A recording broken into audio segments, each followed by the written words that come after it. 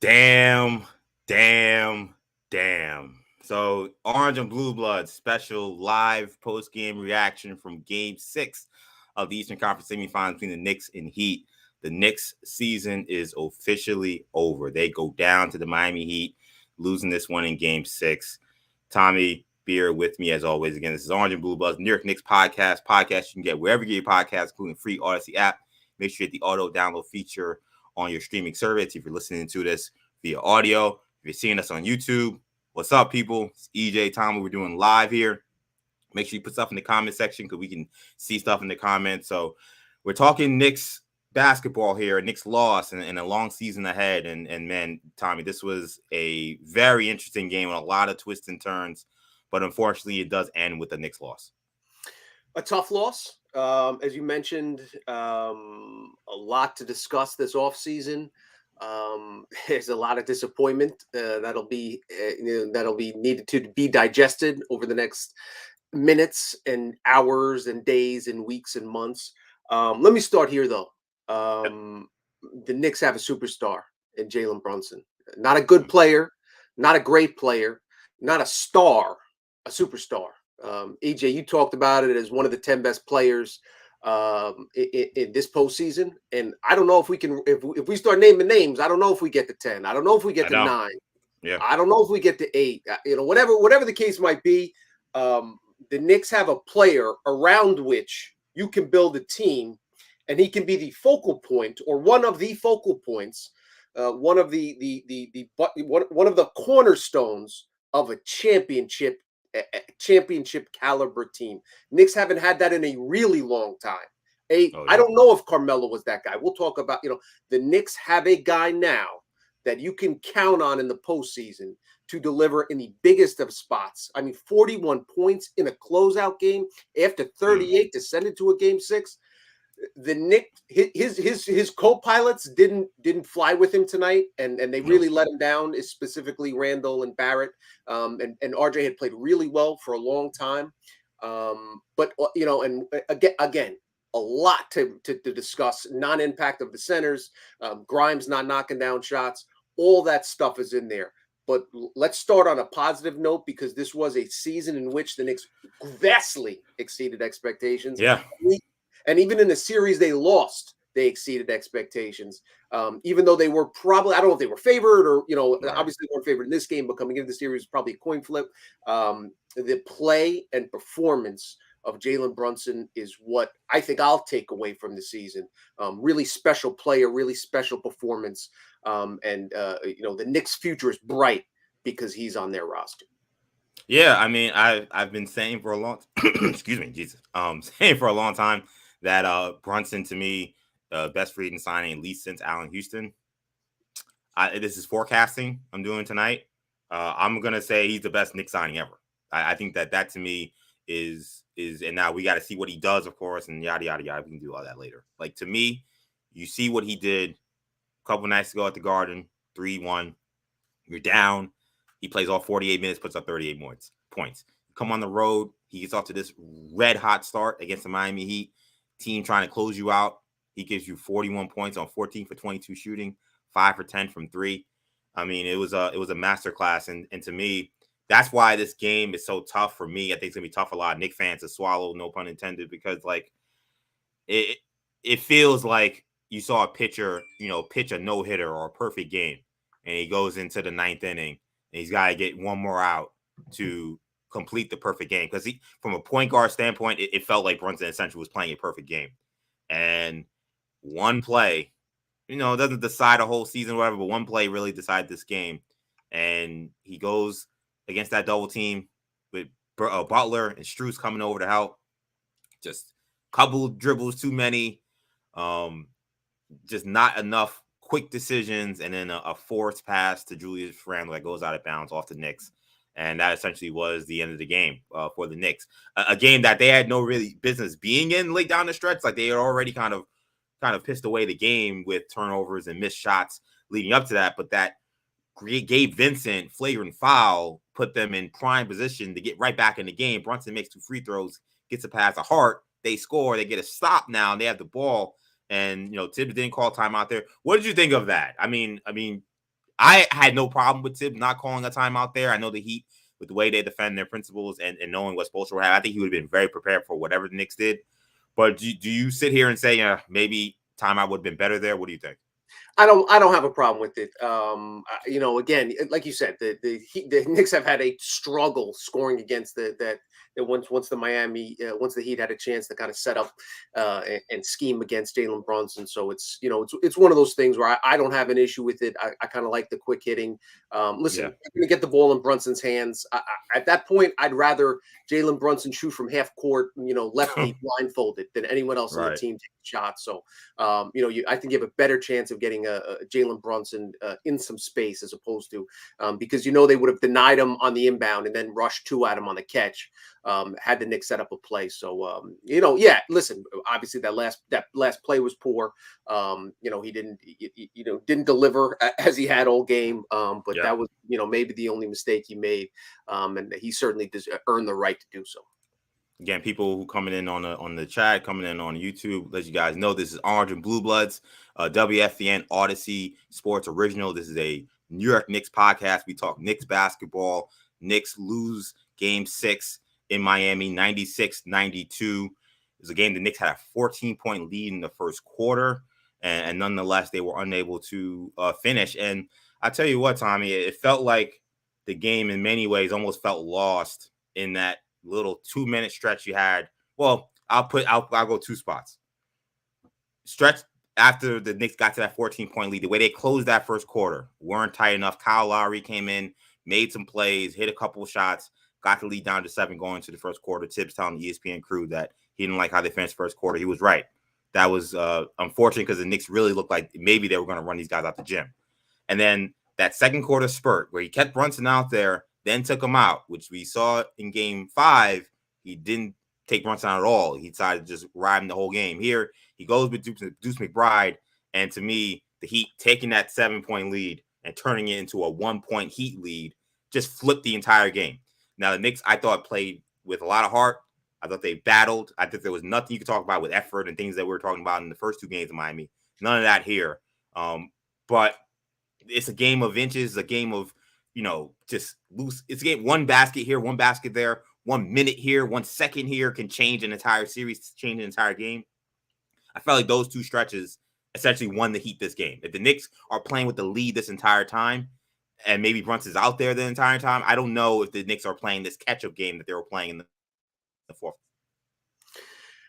Yeah, it's certainly there's a lot there. I just think the fact that they were in it is a testament to Jalen Brunson.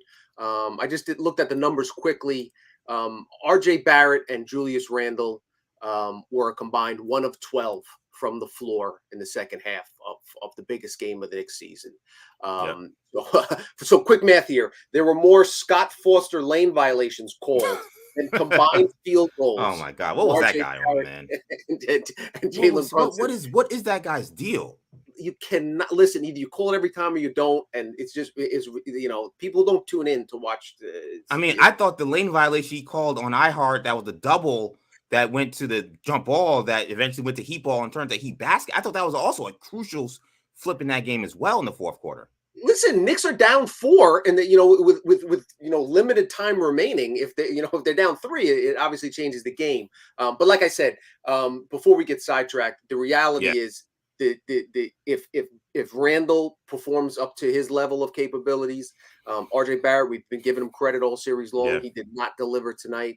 If either one of those guys bring to the table what half of what Brunson brought to the table, they're not in this position. So I think it's unfortunate that Brunson had that neither of those guys could step up and kind of deliver to the level that Brunson kind of deserved. He needed somebody to step up. We talked about it coming into this contest. You kind of knew what you were going to get from Brunson. So was it going to be hard? Who had some decent moments? Was it Mitch Robb, who was invisible for most of the night, giving up that layup to Lowry late in the game? Was inexcusable. Randle, obviously, in addition to the inefficient offensive production, there were moments there where he had the chase down block. There were moments where he seemed locked in, and other moments was lackadaisical. In particular, that final Bam dunk Randle was kind of lollygagging around the perimeter. He should have dove down. You cannot give up a dunk Yeah. in that spot. You foul him, make him earn the free throws. So there's a I didn't lot. even like how he closed out on Strus on the foul. I mean, you can't get Agreed. beat off the dribble by that guy and then send him to the line. That Agreed. was awful. Shout out to the chat right here again. Got one person here. Incalance 14 saying good young core and a star on Brunson to keep building trades. Leon Rose has work to do. I agree. Leon has work to do, and we talk about RJ and Randle. That may be where the work begins. They, like you said, they did not co-pilot this thing at all for Brunson. And I'll start with Randle because Barrett played terrible. I mean, he's played really good throughout this entire series. He was terrible tonight. Outside of the first quarter, he got to the free throw line, and then he did a really good job getting to the line. And I almost think the foul seemed to take him out of it. But when he got back in the game, he just didn't have the same look in his eye, and he gave them nothing. But I do want to harp on Randle because he is the All NBA player. He is the All-Star. He is the highest paid player. And you're getting 3 for 14, 3 turnovers, 15 points in an elimination closeout game on the road from your All NBA player. You should lose that game 99 out of 100 times. And maybe the one time you win it is when Brunson scores 43 instead of 41. Like, that's literally, like, you're not supposed to be in this game if Randle gives you that kind of game. So when we talk about the future of this team, I've said it a million times on this pod. Well, the playoffs only started last month, but I've said it several times since the playoffs started, since I've seen what I've seen from Randle. The guy is not a playoff player. He's not someone that you can rely on in these big spots. I did not think we'd get much from him tonight. I thought if they were going to win this game, it was going to be Brunson, and Brunson did almost bring them home. But I think the Knicks are at a crossroads with Randle at this point. Like, we've seen him play spectacular regular seasons. We've seen him be wishy-washy during the postseason. We've seen him struggle mightily during the postseason. We've seen him come back and have bounce-back games, but there's just no consistency with him. Based on this performance and based on kind of where the temperature of the fan base is, do you think that this is finally the offseason where the Knicks do say, okay, we got to move on from Randle because now we're a team that has bigger aspirations. We're a team trying to win a championship. And I think we've seen very clearly that Randle is just not a championship caliber player. There is a percentage. I don't know if it's 30%. I don't know if it's 60%. I don't know if it's 40%. Somewhere in there, there's a decent chance that Randle just played his last game as a New York Knick. Really? Wow. I think so. I think the team has to explore those avenues. I'm not sure I'd be in favor of it. It depends on the deal, etc. And something we've talked about previously, and I think it's worth mentioning. There are 82 game players. There are 16 game players. I think Randle now has proven now that he just, for whatever reason, some guys just can't step up and succeed in the postseason. Brunson's one of those guys that plays above the back of his basketball card in the postseason. Even RJ has improved and played better than we thought would. But Randle's not that guy. So the reality is, as we've talked about, sometimes you need to get to the postseason. You need those 82 game players to help you get there, as we discussed on the previous spot.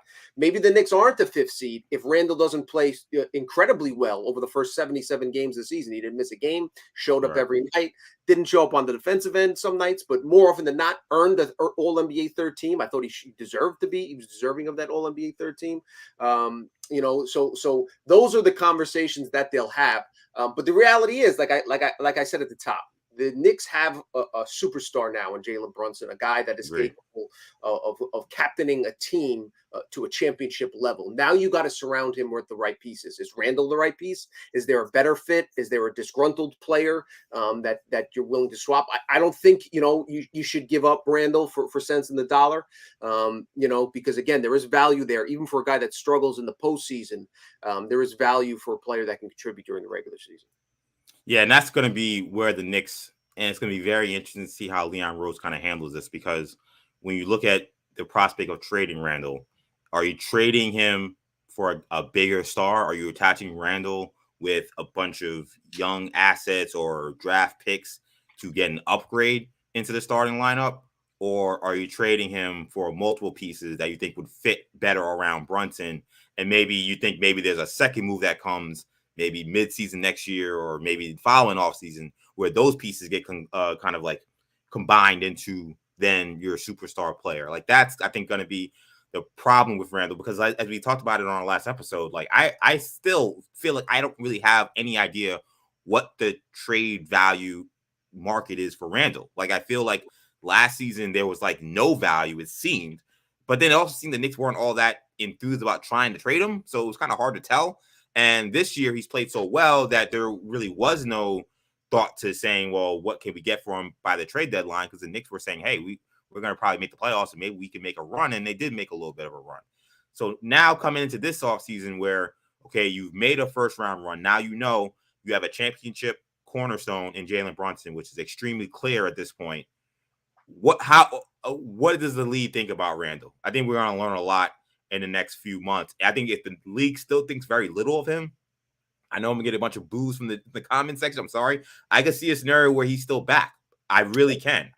Because this front office, Leon Rose and Worldwide West, and those guys, they have a great relationship with him. They like him a lot. The owner likes him a lot. So I could totally see there being some level of content, especially given how the season ended. You know, they didn't get swept in the second round. They battled.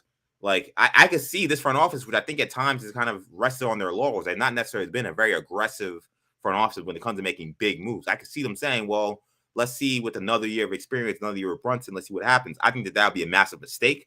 I think that we've seen all we would need to see from Randle. I think the more you hold on to him, you could end up having a repeat of what happened last season, where Randle maybe does have some of those bad habits come back. Maybe he doesn't shoot the ball as well. Maybe he has a bad season. Now you can't get rid of him. Like, his value is never going to be as high as it is today. So I think you need to just get what you can get for him and then move on from there. That's the strong argument to trade him, because there is a scenario in which they keep him, which it wouldn't be crazy. I mean, listen, the guy who's 13 All-NBA, All-Star, again, contributed significantly in the regular season, and you need those guys. You need horses that you can kind of attach, the train to and have them carry carry for a couple of weeks. But there's a downside there where if this Randle shows up, the postseason Randle shows up, again, the last time he made All-NBA 13, the following season was a disaster.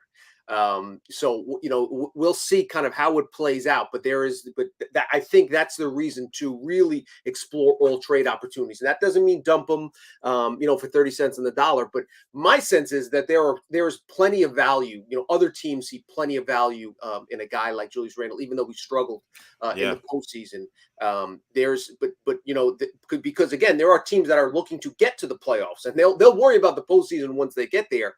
They need a guy that can step in and provide value right there. Or if you have kind of an alpha male on the team, somebody that's going to keep, Randle line. I'm sure there's other GMs out there that say part of the Randle problem is Tibbs, looking the other way when he gets away with this nonsense that he's gotten away with for 3 years. And it came back to bite Tibbs and Randle in the butt in the postseason when they didn't play well when he should have been called out for his lack of effort in games 3 and 4. You guys are watching Orange and Blue Bloods, listening to Orange and Blue Bloods, the New York Knicks podcast, WFAN original. Knicks lose game 6, 96-92, season over. I want to bring up this comment here from D-Nice77, who said, I'm okay with Randle if he's a third or fourth option. They have to bring in someone on Brunson's level. See, I've heard this a lot, and I actually hate this idea. Like, I think, like, Randle, to me, because what are the things we keep complaining about with Randle? He's too ball dominant. His effort is inconsistent. Efficiency was better this year, but efficiency sometimes can be there, hit or miss. It's kind of some of the things we complain about with RJ, quite frankly, and why he's not a good third option. But I think Randle is a terrible third or fourth option. Like, if you're a third or fourth option, that means you need to give maximum effort on the glass. You need to be steady in terms of your emotion. You got to be steady. You got to be consistent. Like, Randle has shown he can't be any of those things. And also, if you're a third or fourth option, you're not getting as many opportunities to cook offensively, isolation, and those things. So I don't know what his value is as an off-ball secondary option.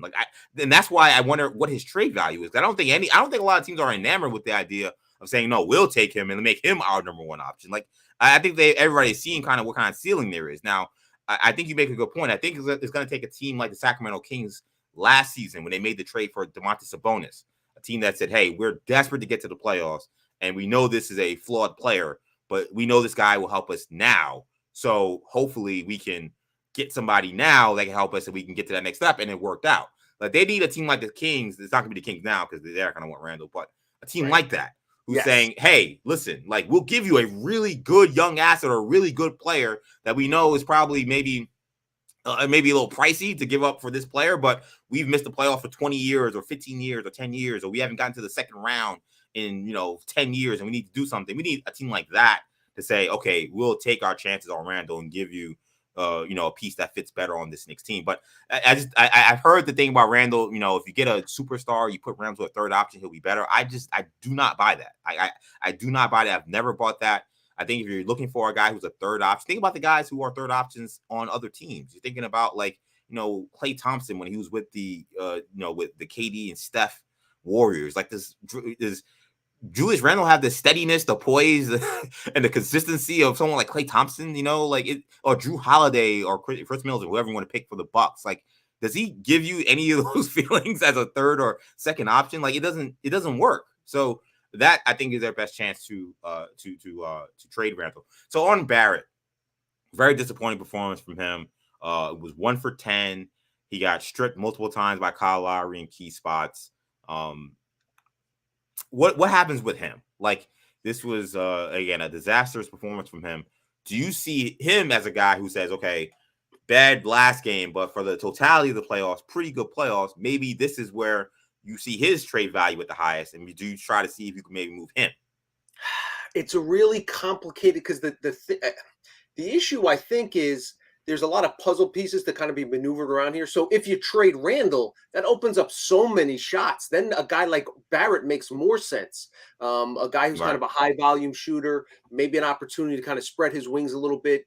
Obviously, the usage rate there'd be a lot more usage pie to be cut up, and maybe RJ, would be able to benefit from and kind of prove that he belongs. If you're bringing, Barrett. Brunson and Randle back, then it probably makes sense to move RJ. But if you're moving Randle, then it might make sense to hold on to RJ. I think they're going to explore all opportunities. The good news, from this offseason, from this postseason was Randle's value kind of had dipped a significant amount over the 6 months regular season. It's back on an upward trajectory. Played really well in the postseason. Game 2 against Cleveland through Game 5 against New York. What is that, like 7 games or so? That samples. I think it's an 8-game sample size there was incredibly impressive. And again, only 22 years old. We keep talking about a lot of room to grow. Has handled New York really well since the moment he arrived as a teenager. Never gotten in trouble. Kept his nose clean. Works hard. Everybody on the coaching staff, all his teammates have nothing but good things to say about him. So there's a lot of positivity there. So that's kind of the issue going forward. And one other thing, just because I was thinking of it while you were talking, Knicks really could have used Emmanuel Quickly tonight. Absolutely. I thought the absence of Quickly, got away with it in Game 5. The Garden crowd, the energy. Knicks finally and Brunson finally wore down a little bit in Game 6 tonight in Miami. One thing I'll say about Quickly, I saw somebody mention in the comments. The one bright side, and we've talked about this a little bit in the previous pods throughout the postseason, EJ. The one bright side is Emmanuel Quickly is extension eligible. Coming off that regular season, he would have been asking for the moon. Does that asking price drop a little bit? Can Leon Rose and his and IQ's representatives meet somewhere in the middle and maybe a lock in IQ for a kind of a long-term contract on a relatively team-friendly deal coming off his disappointing postseason? Yeah, IQ really struggled this postseason. That might be the silver lining that you can get him back on a reasonable price. You hope that maybe, I think for some of these guys, and I see some of the comments, some people saying, why are you banging on Randle? But Barrett, I don't think we've given him a pass. I said he's awful. I said he did terrible. I would say he's played awful. I'm just saying he's played well prior to tonight.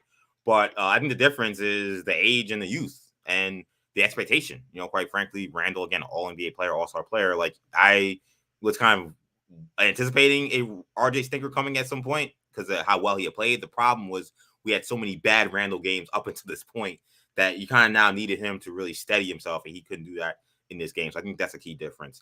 I know you posted the tweet, your Twitter, on Twitter about how people could comment on these videos. I want to read one tweet because I thought it was important because it was driving me crazy down the stretch. I've seen the Knicks do this so many times, but NY Sports Hoopster tweeted, "Why were the Knicks doubling Jimmy Butler like he was prime KD?" And it was one of the things we talked about so many times on this podcast in this series, that you cannot continue to throw doubles, and for some strange reason, the Knicks went into some weird like trapping half court trap kind of defense in the last 2 minutes. A game that was a 2-possession game, and you talked about the Randle giving up the Bam dunk. Lowry got loose on that layup from Mitch. Like they got caught on so many bad positions because they kept going to that trapping defense. What do you think Tom Thibodeau was thinking on that? Because I he didn't coach a great game. I didn't think it was a disaster from him, but that to me was like really poor decision making by him. I don't know why they went to that. And the doubles from Jimmy Butler, I think there was a big 3 that Strus hit, where they're doubling them 30 feet away from the basket. What were they doing on that? If I had an answer, I would tell you. There was several questionable decisions, throughout the game. I don't think, it was, it wasn't Thibodeau's worst game. And again, it's hard to pin the inefficient offense.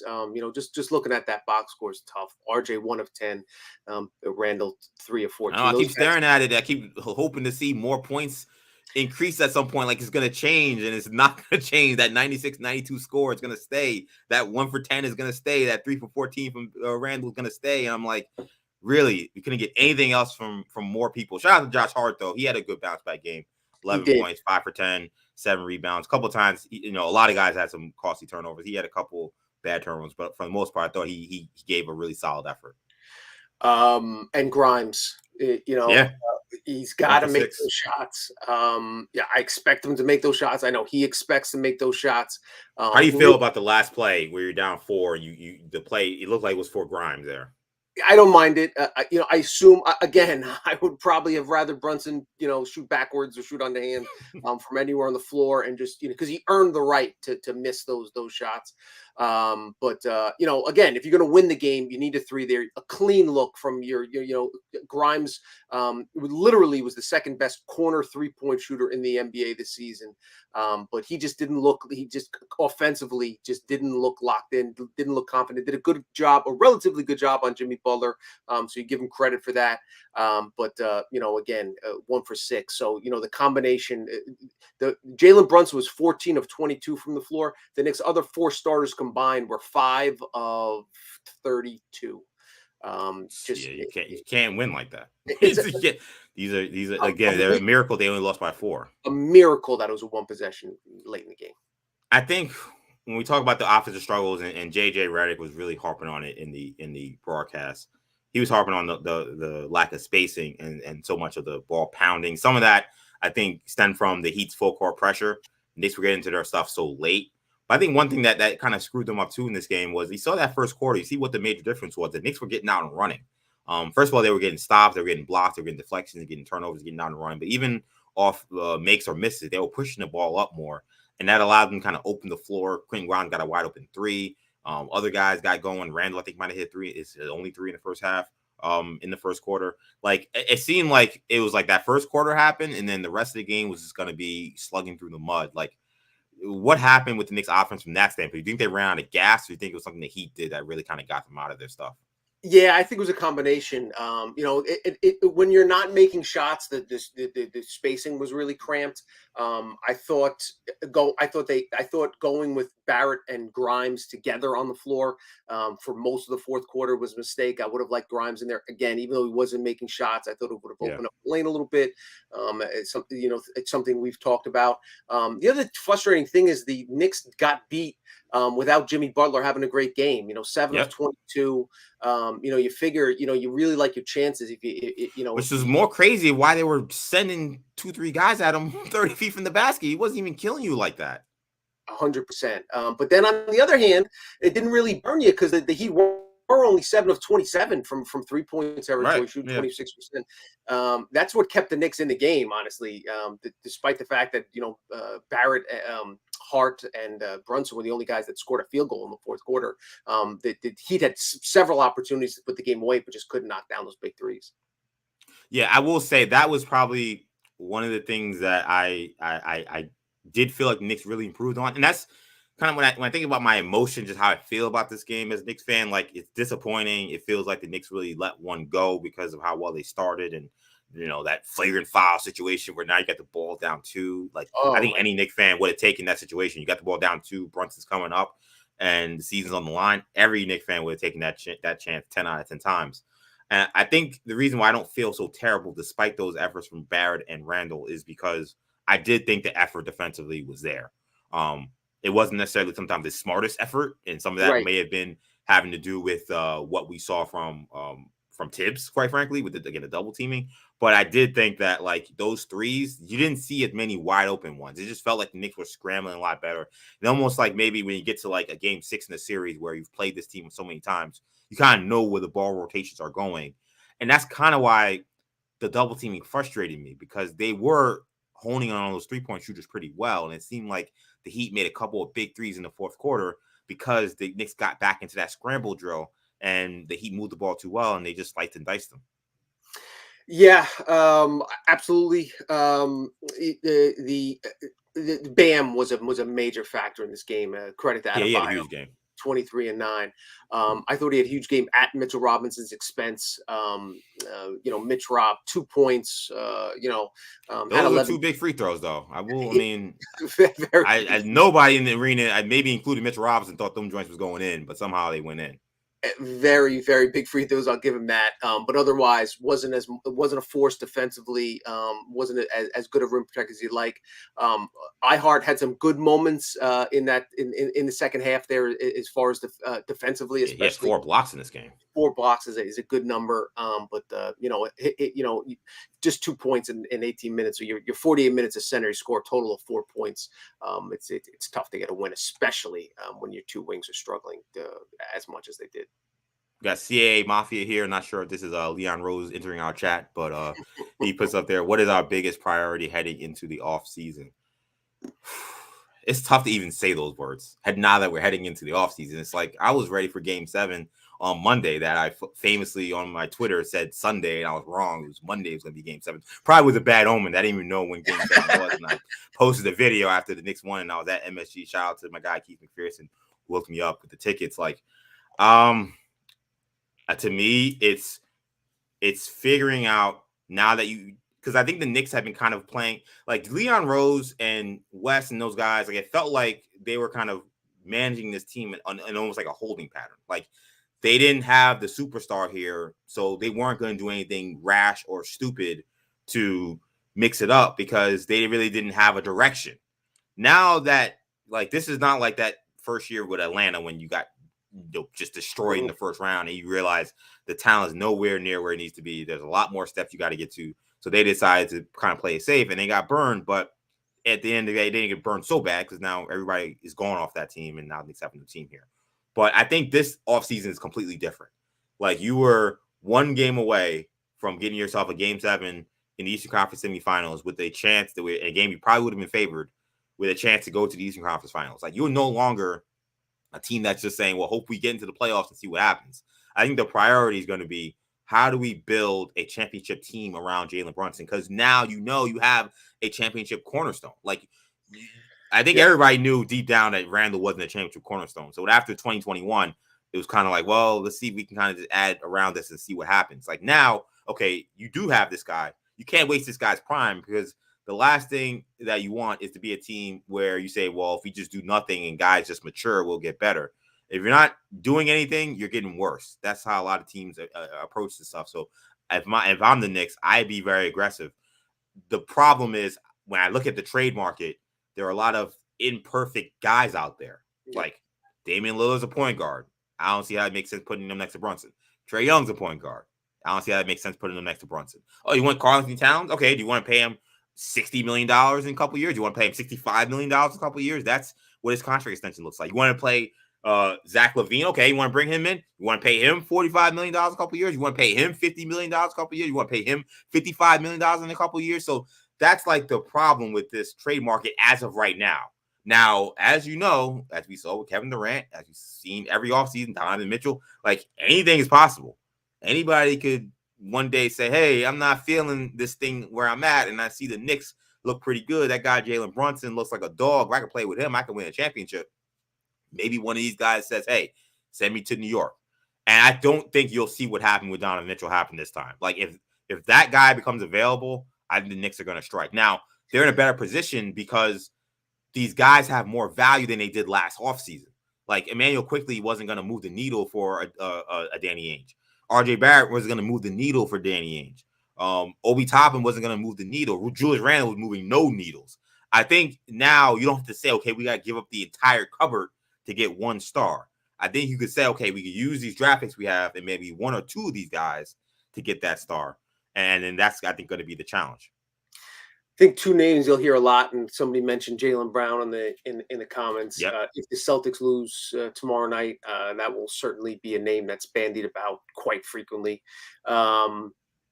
And OG Anunoby, I think, is the other guy that will obviously was discussed prior to the deadline, and will be another name. A couple of just, from a paperwork accounting standpoint, the two guys that essentially the entire team's under contract. All the rotation players are coming back, other than Josh Hart, who has a player option. Expect him to opt out.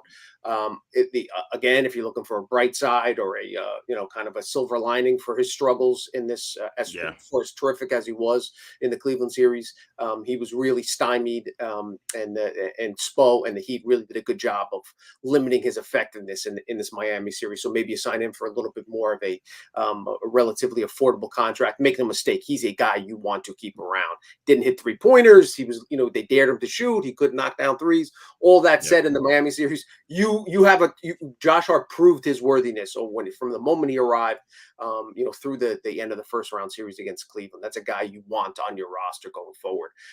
So they need to sign him to an extension, or should he opt out, re-sign him to a new contract. I think they will.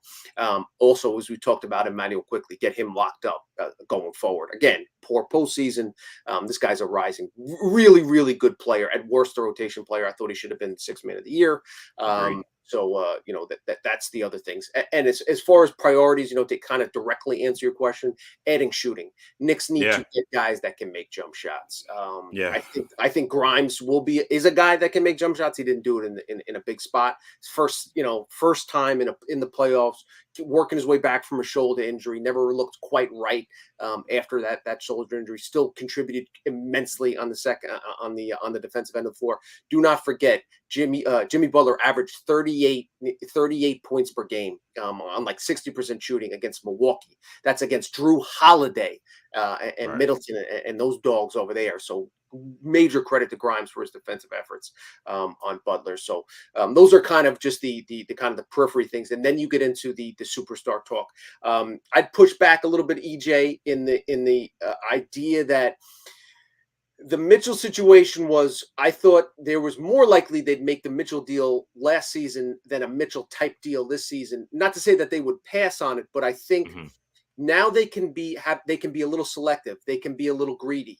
They don't have to go all in for a guy like Karl Anthony Towns, who isn't a great fit, and there's some flaws there. They don't have to go all in for a guy like Zach LaVine just because they're big name, all-star, superstars.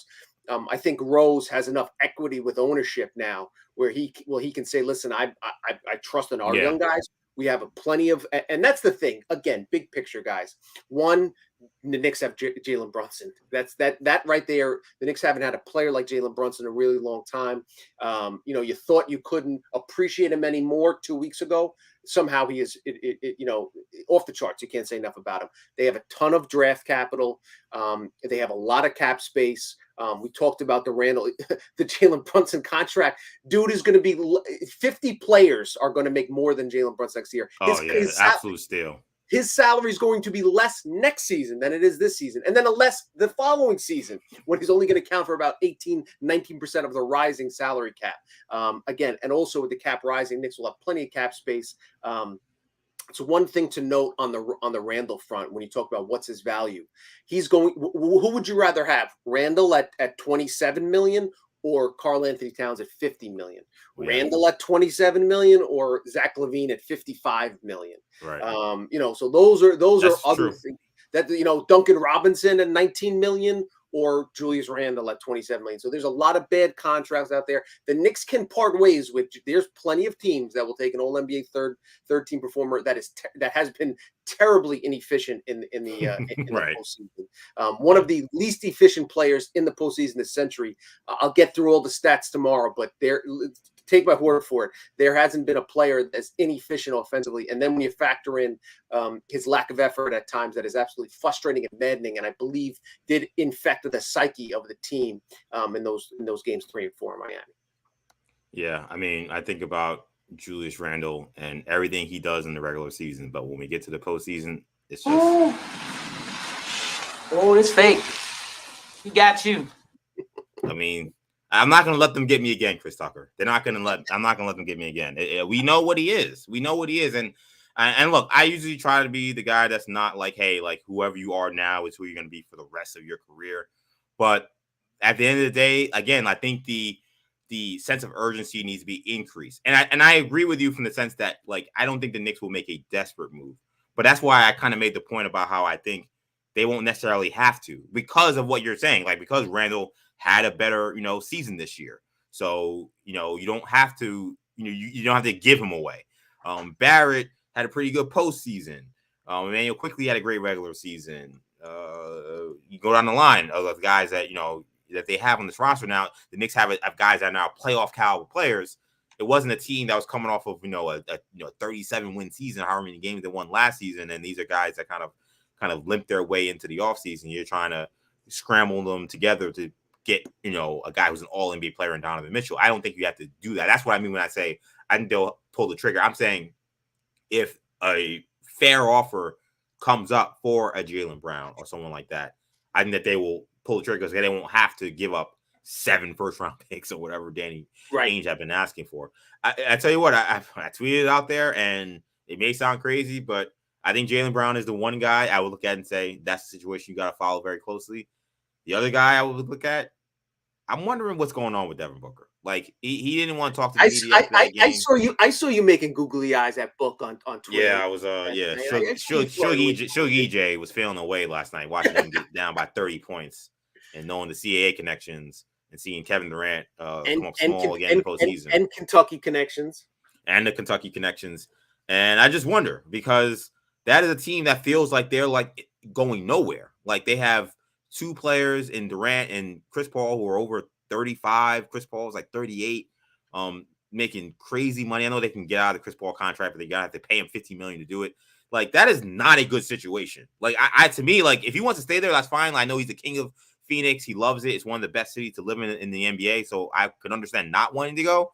But if he is frustrated and he is concerned with where things are headed, like I would call and say, hey, what does it take to get him? Because to me, he would be like the perfect fit to put next to Jalen Brunson. I think you get Book here. Like now you are a team that says, okay, we can win a championship. I would be shocked. Listen, if you're the Phoenix, the only way that makes any sense is if, you're ready to tear it down after you just 3 months ago traded the farm for because you trade KD. And with a new owner is going to be the new owner's not going to do it. I think that's a pipe dream. Let me fire away with you some questions here. Yeah. Mark H in the chat. Why does it seem that Tibbs never held Randle accountable for his effort level? It seems that way, Mark, because he never did. yes, it seemed that way because it happened. Now, what it appears to me is that Tom Thibodeau as a head coach has decided that the best way to get Randle to play at the highest level is just not to hold him accountable. It's that simple. Now, it seems insane to me. It seems like the craziest thing to me. It doesn't seem to make much sense. It seems to me like that would create a hierarchy on your team that could be toxic, which it was last season, and they kind of powered through that this season, in part because Randle played so well. But that was why after the loss in Game 4, I said, and I'm going to say this again, I don't think I could live through another postseason with the Tibbs and Randle combination. I'm not a fool. I know that it's unlikely that both of these guys will be gone given their close relationships with the front office. It's ridiculous to me that that's even a thing, that I have to say, well, they're close with the front office, so therefore I don't know if they're going to be gone. But, like, I know that's the case. So when I go back to what's going to happen, I say, well, can we at least split these guys up? If I got to see Randle again one more time, I want a different coach who's going to get something different out of him. Like, I cannot believe that the only way you can get Randle to play at an all-NBA level during the regular season is just let him play when he wants to, sometimes not play, flip laptops sometimes, get into teammates' faces sometimes be a good teammate, sometimes not shake anybody's hand, sometimes get himself ejected. Like, there's no way that that's the best way you can get the best out of him. And if it is, then his ass needs to be gone. Like that you cannot have a functioning championship caliber team with a guy like that unless you got Stephen Curry and Klay Thompson. Because guess what? Draymond Green is very similar. But if you don't have that kind of team, which they clearly don't, then you're going nowhere with this situation. So if I got to see Randle again, it better be with a different coach. If I got to see Tibbs again, I cannot see him giving Randle a pass for every single thing, but then throwing every other player under the bus when they do something wrong. I cannot see that again another postseason. Listen, it's a fair point because, all those times he let it get away with it last season and during the regular season and that West Coast trip when he was acting out in Sacramento and kind of pulling the mopey stuff. He said, well, at least when the playoff comes, he'll be locked in. He wasn't. Tibbs was afraid to call him out, and then which made the teammates didn't call him out. There was a talk of some rift in the locker room. Maybe that was it bubbling over. But yep. It's completely unacceptable. Can't happen. And we saw it, manifest itself in the worst time possible. Let me run through some of these other comments here just on the Twitter. We need shooters. This is Kicks Jilla. We need shooters. I don't know who's out there. Buddy Hield, CJ McCollum. Names to consider. Zion Williamson. Maybe even send Randle to New Orleans for Zion. These. I mean, that has always felt like something that almost seemed inevitable at one point. It did, right? I just don't think that you could trust Zion else. I can't do that. And I know maybe I sound crazy. Maybe I don't. I don't know the temperature of the Knicks fan base right now in terms of how they feel on Zion. I just see a guy who can't stay healthy and a guy that's completely unreliable. Like he's unreliable in different ways from Julius Randle. He's unreliable that he's going to keep himself in the right kind of conditioning. He's unreliable that he's going to be able to play through any kind of nicks and bruises. And he's unreliable in that he's going to say the right things when it comes to answering for why he's not delivering. Now, Randle, maybe they're the same in that regard. But like, I just, and then now you're going to get younger with this team. It's already a young team. Now I'm leaning on even a younger player. I think Zion's ceiling is way higher than Julius Randle's ceiling. And if the Pelicans were, I don't know. I just don't know. Even for a 1-for-1 right now, I would do that. I think that you would send your franchise maybe back, banking on that you'll get a healthy Zion Williamson for 82 games in the postseason. I got to believe it before I see it, which means I'll probably never see it in a Knicks uniform because if he ever delivers that for the Pelicans, they'll never trade him. Mark H makes another good point. Knicks fans, maybe a little bit exaggeration, but Knicks fans hate Randle. There's a segment of the population that hates Randle. There's just for sure, and defends him. Yeah. But his point is, the Knicks fans hate Randle. If he stays, the crowds at MSG will turn on him. That's kind of what we talked about of the regression, from the All NBA player in 2021 to the really step backward season sandwiched in between his All NBA seasons, was the 37 win Knicks season when Randle and Tibbs, were responsible for a very disappointing 11 seed finish. So that's the kind of, coming off the, Brunson could have his number retired and he's an incredible amount of equity with Knicks fans right now for the short term, for the foreseeable future. If things go off to now just playing a couple games over 500, the expectations have been ratcheted up. So if Randle does, if the Knicks stumble a little bit out of the gates, the focal point, the ire is going to be directed at the person who Knicks fans feel cost them a chance to get to the Eastern Conference Finals. And make no mistake, Knicks fans, you have a right to feel frustrated because there's no promise the Knicks are going to be back here on May 12th. And we're going to be talking about games and a game 6 and a possible game 7 and they won game 5. There's no guarantee that you get to the first, that you get out of the first round, that you get to the second round. There's no guarantee that somebody won't. I'm not wishing. I'm no guarantee somebody doesn't. You have a crucial injury that changes your entire season. Like think about the Clippers. Clippers thought they were going to the finals, and then Kawhi tears his meniscus, and their season's over essentially. 100%. So that's the really frustrating part about it. So all that being said, Knicks fans understand that he will be the focus of the ire if things go sideways. If he's on the team and things go sideways, him and Tibbs will feel the brunt of the Knicks fan venom for the lost opportunity. Because make no mistake about it, this was a lost opportunity losing to Miami in the second round with Milwaukee out of the picture. Celtics, who knows what's going on with them. Philadelphia, a very good team, but there was an opportunity, there was a path there that had opened up beautifully for New York. Credit to them for handling business in the first round, but then falling short is going to sting for a little while. I want you guys to hear. Hopefully, I do this right here. I want you guys to hear Eric Spoelstra, because he had extremely high praise for Jalen Brunson after this 41-point performance. Here is the Heat head coach, Eric Spoelstra. how's that dude not an all-star or all-NBA? I haven't even really checked the all-NBA. Have those come out yet? Oh, they have. That's how intense this series has been. Did any of our guys make it? Where have I been? I thought the defensive stuff came out. I didn't even see that. He should be on one of those teams. I wish he was still out west, but man, you got to respect him as a competitor. He's like a lot of our guys in the locker room. He's got an iron will. There's something about these Villanova guys. They're tough as they come as competitors. And, Kyle, I told Kyle at some point during the series, I said, don't ever forget you were the first one, okay? So extremely high praise there for Jalen Brunson. Wait till Spo finds out that Mark Jackson didn't have Jokic as one of his top 5. I don't know how that happened. I mean, it seemed like he was trying to make his All NBA team the MVP. I don't know, but that was egregious. But will the Heat make the finals, EJ? No, I don't. That's again, we talk about lost opportunities. Like I've seen now this Heat team for 6 games, and they don't have Tyler Hero, they don't have Victor Oladipo, so this is not a full strength Heat team. I understand that. So Heat fans who may be in the chat, don't crucify me. This is not that great a team. Like they don't have a lot of offense outside of Jimmy and Bam, and a lot of guys who need to be wide open to shoot threes. Kyle Lowry can give you something from game to game. You know, he wasn't that great in New York. He was really great in this game. He was really great in all the games in Miami. I think when you get to play Philly or you get to play Boston, those teams have a little too much firepower. They keep those games where they kept the Knicks, which is like, in the low 100s in the 90s, the Heat will have a great shot.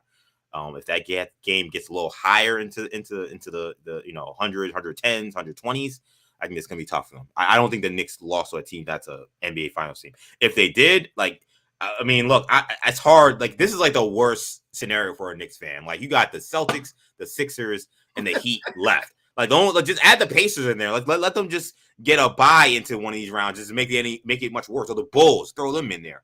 But like, I don't know. Really, there is no rooting interest. But to me, like, if there's any silver lining, you say, well, if the Knicks, lost to this team and the Heat go on, then we go to the finals. You say, well, damn, we were a one possession away from forcing a Game 7 against the Eastern Conference champions. That would be, I guess, something maybe you could hang your hat on. But no, I do not think the Heat are going to the finals. Lakers up 10. You think they hold a 49-39, 4 minutes left in the second quarter? You think they hold on and win Game 6 tonight? I'm gonna say no. I'm gonna say no. You got the Warriors coming back, huh? LeBron 15-0 in elimination games in his home arena. That's a ridiculous stat. He's a monster. He's so good. But I think we're both on the same page here that Denver. We both picked Denver to beat the Suns. I think Denver. I think Jokic gets a chip this year. I think they beat whoever comes out of the series, and I think they beat whoever comes out of the East. Yeah, they look like an absolute monster. I mean, we've been on this for 53 minutes. Shout out to everybody that's been in the chat. Knicks lose this one, 92-96, eliminated from the playoffs, season over.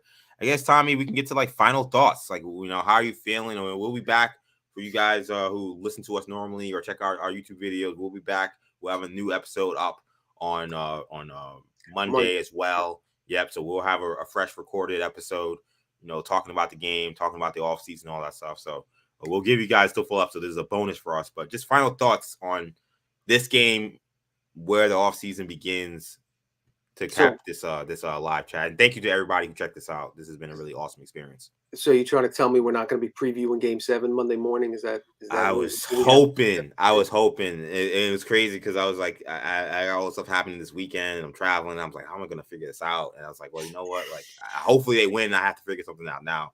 Everything became a lot easier. let me start. Let me finish with where I started. Knicks fans have reasons to be really optimistic going forward. I know tonight stings. I know this is a missed opportunity. I know the way it ended is not the way everyone had envisioned. But we talked about it. The Knicks have a superstar in Jalen Brunson. The Knicks have a point guard. Right. Not Alfred Payton, not Alonzo Trier. not Trey Burke, not Ramon Sessions, not Ramon said, Jose Calderon. Not 22 assists man, Chris Duhon. Like the Knicks have a guy, the Knicks have a dog. The New York City has a point guard it can wrap its arms around, and he will carry the banner of the franchise. And now, we talked about a little bit. There are going to be players that say, I want to play with Jalen Brunson. Like, I need to play next to that guy. Knick fans, if you want to make yourself feel better somewhere, think about Mark Cuban watching Game 5 when Brunson scored 48. Think about Luka Doncic in Slovenia watching Brunson score, 41 tonight. Think about Nico Harrison, the Mavs GM, trying to figure out, how they got, what it could be worse. Knicks have that dude going forward. Grimes 22, IQ 23. Mitrop 25, locked into a relatively reasonable contract. Barrett's 22. McBride's still a part of the lineup. Lots of draft capital, plenty of second rounders, first rounders that they can throw into trades. Plenty of cap space. A front office that is committed to moving in the right direction, has avoided signing albatross contracts, that has avoided unnecessarily throwing away first round draft picks. So there's a lot of reasons to be optimistic. It stings right now. It'll sting tomorrow morning. It'll sting a lot. First game of the Eastern Conference Finals when you watch the Heat play. But then in June, when they start preparing for the draft, find a way to get the Knicks the 25th pick, and they'll somehow find an NBA starter. Braca, with all the guys behind the scenes and Worldwide West. So there's a lot to be had there. They have a lot of pieces, a lot of malleable flexibility in terms of roster construction. And there's a lot of upside there. This is the start of something that hopefully, you guys have been through a lot worse. This is certainly the best season the Knicks have had in a while. Hopefully it's the start of a continuation. And I think that's what's most encouraging. As opposed to the 2021 team, there seems to be a baseline level here, a sustainability for success. And I think that's really encouraging. Yeah, I echo a lot of those sentiments. I mean, like I've said it, I'm going to keep echoing this all offseason. Knicks now have a championship cornerstone. How many guys we've asked to get here? LeBron James, KD, Dwayne Wade. We brought Melo here. Kobe Bryant, when he demanded a trade from the Lakers, and he said maybe the Knicks were one of these teams he wanted to go to. I mean, so many players. Chris Webber, when he was going to be a free agent in 2000.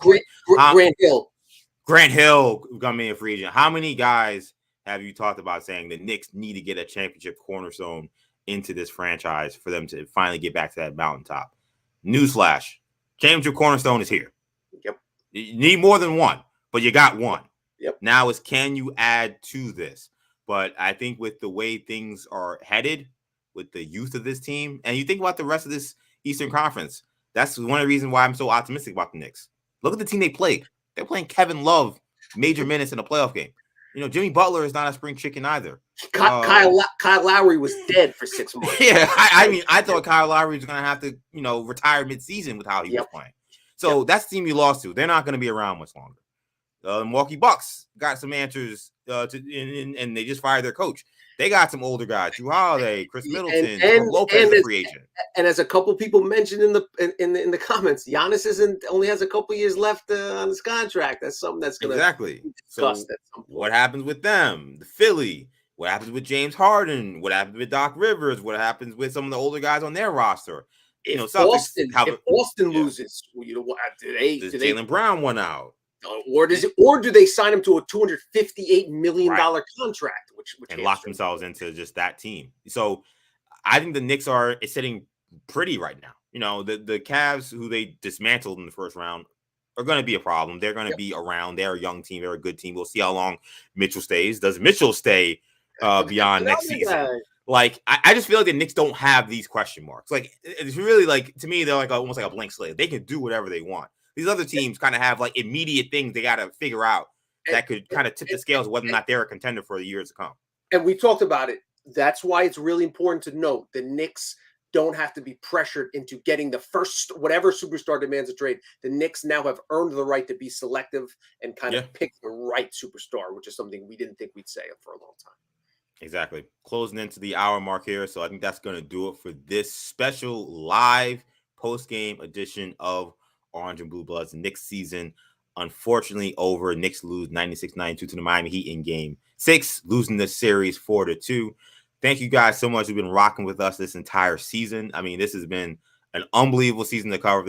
I know Tom's been doing this for a bunch of years, and he's one of the best in the game, and it's been a pleasure, absolutely a pleasure, talking about the Knicks season with him. This is my first season covering the New York Knicks in this manner, and it's been an honor to communicate with you guys and to have the kind words from you guys and to have you guys just listening to our content and checking us out and giving us a chance, because there are a lot of talented content creators, a lot of talented people talking about the Knicks. So for you guys to give us your ear, we really appreciate that. So thank you guys so much.